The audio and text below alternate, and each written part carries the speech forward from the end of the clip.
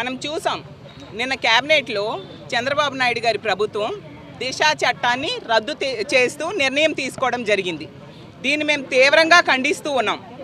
నిజంగా ఈ దిశా చట్టం అనేది మహిళల రక్షణ కోసం జగనన్న నిర్ణయం తీసుకొని జగనన్న ప్రభుత్వంలో ఇక్కడ అసెంబ్లీలో ఆమోదం చేసి కేంద్రం దగ్గర పంపడం జరిగింది. కేంద్రంలో ఆ చట్టం పెండింగ్లో ఉంది.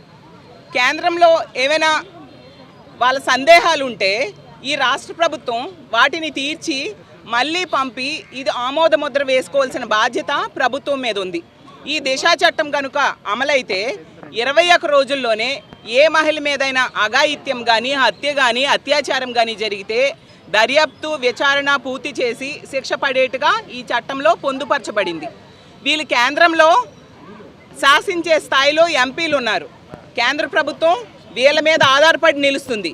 కానీ ఈరోజు కేంద్రం మీద ఒత్తిడి తీసుకొచ్చి ఈ దిశా చట్టం ఆమోదమయ్యేట్టుగా చేయాల్సింది పోయి ఈరోజు దిశా చట్టాన్ని రద్దు చేస్తూ నిర్ణయం తీసుకున్నారు. దీనికి ఒకటే కారణం కనిపిస్తుంది, ఏంటి అంటే జగన్మోహన్ రెడ్డి గారు దిశా చట్టాన్ని తీసుకొచ్చారు కాబట్టి అతనికి పేరు వచ్చేస్తుంది అని చెప్పి ఇంత దుర్మార్గకరమైన నిర్ణయాన్ని తీసుకున్నారు. ఈ నిర్ణయం వల్ల మహిళల రక్షణ అనేది గాలి కొదిలేసినట్టుగా పూర్తిగా నిరూపించబడింది.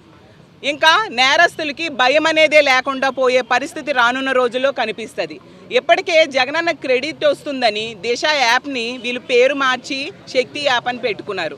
అలాగే దిశ పోలీస్ స్టేషన్స్ని మహిళా పోలీస్ స్టేషన్స్ అని పేరు మార్చుకున్నారు. ఈ చంద్రబాబు నాయుడు గారి ప్రభుత్వాన్ని మేము ఒకటే కోరుతున్నాం, మీకు కావాలంటే జగనన్నకు పేరు వస్తుందని భయపడితే పేరు మార్చి అయినా ఈ దిశా చట్టాన్ని ఆమోదం పొందేట్టుగా చేయండి.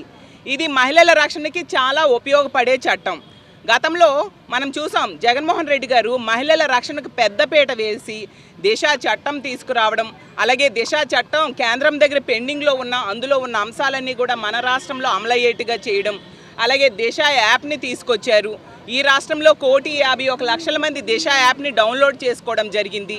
దిశా యాప్ ద్వారా ఇంచుమించు చాలామంది మహిళలు 3,200 మంది మహిళలు రక్షించబడ్డారు. దిశా యాప్కి ఎన్నో లక్షల మంది మహిళలు ఫోన్ చేసి రక్షణ కావించబడిన పరిస్థితి కూడా మనం చూసాం.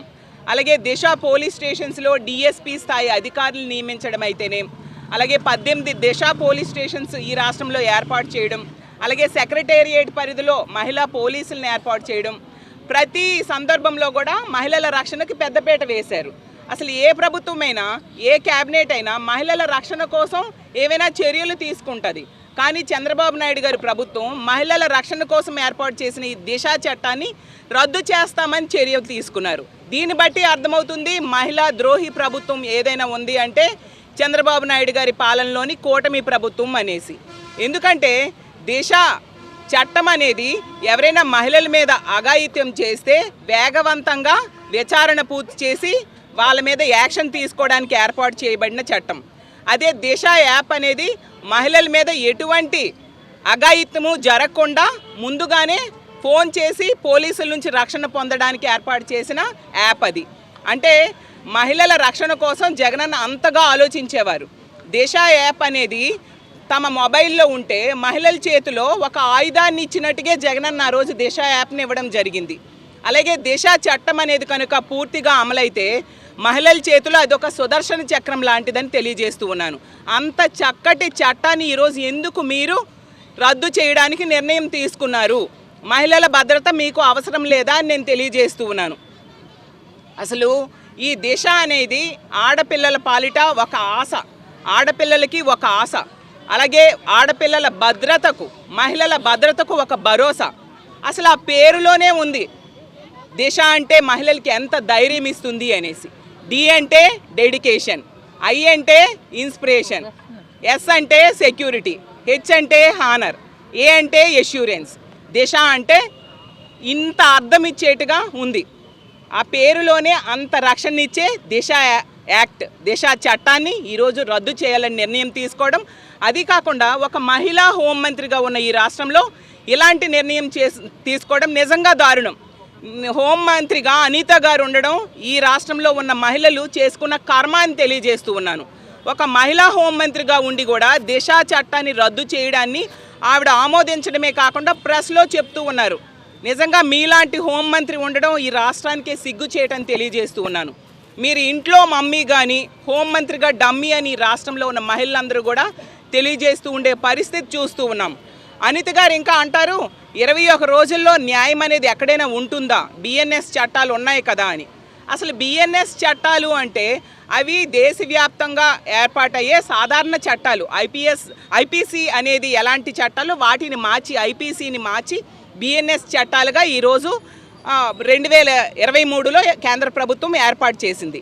కానీ ఈ దిశా చట్టం అనేది మన ఆంధ్రప్రదేశ్ రాష్ట్రంలో మహిళల భద్రత కోసం ఏర్పాటు చేసిన ఒక ప్రత్యేకమైన చట్టం. మహిళల మీద ఎవరైనా అఘాయిత్యాలు చేయాలన్నా, చెయ్యి వేయాలన్నా భయపడేట్టుగా వాళ్ళకి కఠినమైన శిక్షలు 21 రోజుల్లో పూర్తయ్యేట్టుగా ఏర్పాటు చేసిన చట్టం ఇది.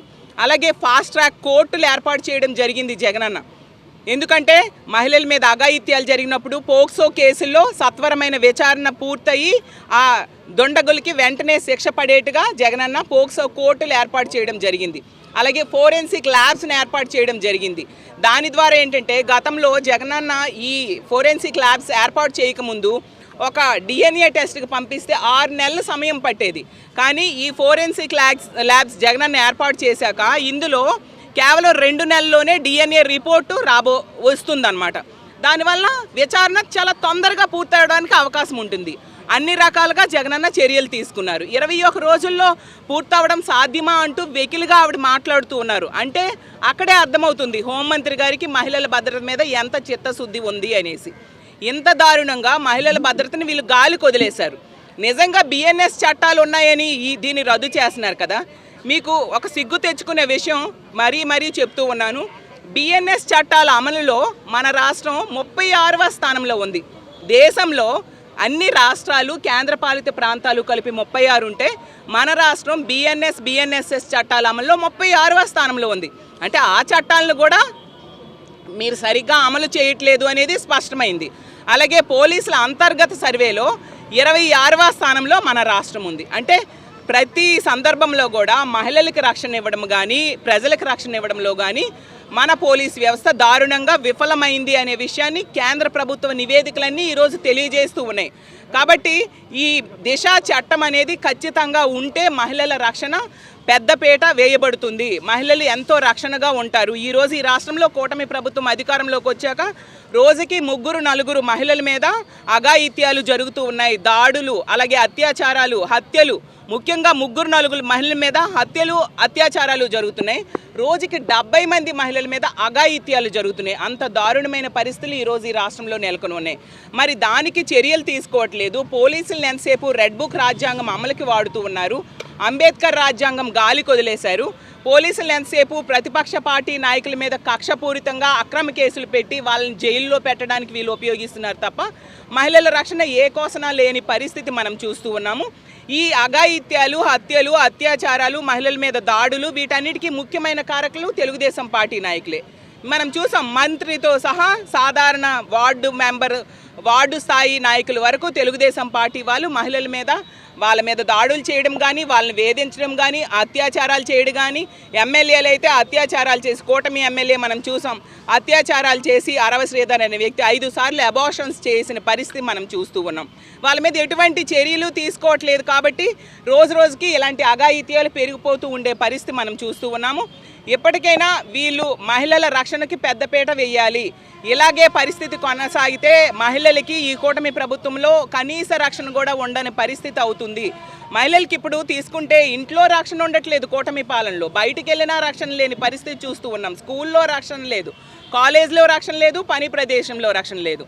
కాబట్టి దీన్ని మేము తీవ్రంగా ఖండిస్తూ ఉన్నాము. దిశా చట్టం రద్దు అనే దాన్ని మేము తీవ్రంగా ఖండిస్తూ ఉన్నాము. ఈ రద్దుకు నిరసనగా ఈరోజు మా వైఎస్ఆర్ కాంగ్రెస్ పార్టీ మహిళా విభాగం విశాఖపట్నంలో మా మహిళా అధ్యక్షురాలు రమణీ కుమారి గారు, అలాగే వాసుపల్లి గణేష్ గారు, సౌత్ నియోజకవర్గ సమన్వయకర్త మాజీ ఎమ్మెల్యే గారైన వాసుపల్లి గణేష్ గారు, జాన్ వెస్లీ గారు, మాజీ కార్పొరేటర్స్, వివిధ స్థాయిల్లో రాష్ట్ర స్థాయి నుంచి గ్రామ స్థాయి వరకు వివిధ స్థాయిల్లో ఉన్న మా మహిళా మనులందరూ కూడా పెద్ద సంఖ్యలో పాల్గొని ఈ దిశా చట్టం రద్దుని నిరసిస్తూ ఆందోళన తెలియజేశాము. అలాగే క్యాబినెట్ పత్రాలను కూడా ఈరోజు దగ్ధం చేయడం జరిగింది.